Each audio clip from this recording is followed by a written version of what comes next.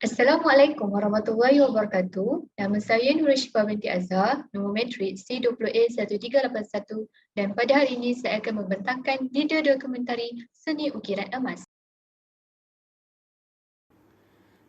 Bagi bahagian pengenalan, apakah itu ukiran emas? Pertama, maksud emas. Emas merupakan sejenis logam yang berwarna kuning yang kebiasaannya dijadikan sebagai bahan perhiasan. Maksud ukiran pula ialah proses memahat atau membentuk corak. Ukiran Melayu ialah ukiran yang dihasilkan oleh masyarakat Melayu pada permukaan batu, tanah dan logam. Motif ukiran Melayu dapat dikaitkan dengan pengaruh tamadun serta faktor luar yang mempengaruhi pemikiran masyarakat Melayu pada suatu masa.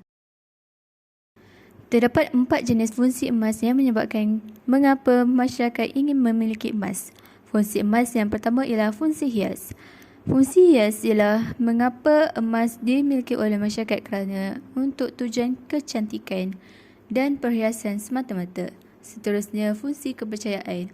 Fungsi kepercayaan merujuk kepada masyarakat. Terdapat segelintir masyarakat ingin memiliki emas kerana emas mempunyai kuasa mistik seperti boleh mendatangkan tuah. Bagi fungsi ekonomi, seperti yang kita sedia maklum, harga emas akan meningkat pada setiap tahun menyebabkan ramai yang ingin memiliki emas kerana nilai yang berharga yang terdapat pada emas. Dan akhir sekali ialah fungsi kesihatan.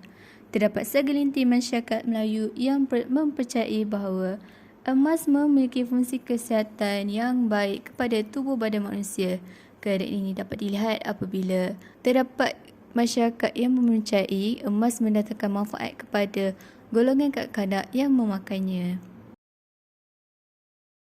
Seterusnya, pergi kepada proses pembuatan emas, iaitu dalam proses ini bahan mentah iaitu emas akan dicairkan pada suhu 1200 darjah Celsius sehingga logam tersebut cair pada takat lebu yang dikehendaki dengan dicampurkan dengan sedikit bahan asas iaitu borax sebagai pengalir kepada logam tersebut. Kemudian logam tersebut akan dituang ke dalam blok yang dikenali sebagai cast iron block bagi membentuk logam tersebut kepada bentuk kepingan. Langkah seterusnya ialah proses menggelip kepingan logam emas tadi yang telah dileburkan bagi mendapatkan ketebalan yang dikehendaki.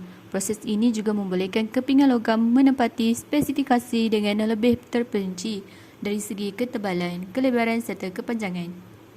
Setelah itu, logam emas yang telah digelipkan akan dipotong dengan menggunakan punch cutter machine bersama cutter dies dengan saiz yang dikehendaki. Proses ini membolehkan diameter yang tepat dapat dihasilkan pada kepingan logam yang hendak dibentuk.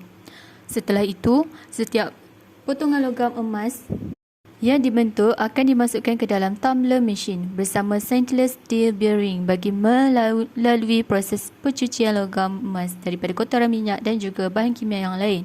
Proses cucian ini merupakan salah satu proses yang amat penting dalam pembentukan logam emas bagi menjamin kualitinya.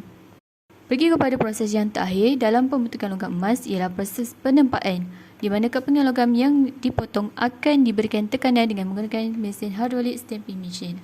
Dan seterusnya, emas tersebut akan diukir mengikut bentuk yang dikehendaki. Kewujudan emas di tanah Melayu bermula hanya daripada kegiatan masyarakat Melayu yang mendulang emas sehinggalah kepada kemasukan kuasa asing yang menyebabkan perlombongan emas dilaksanakan secara besar-besaran.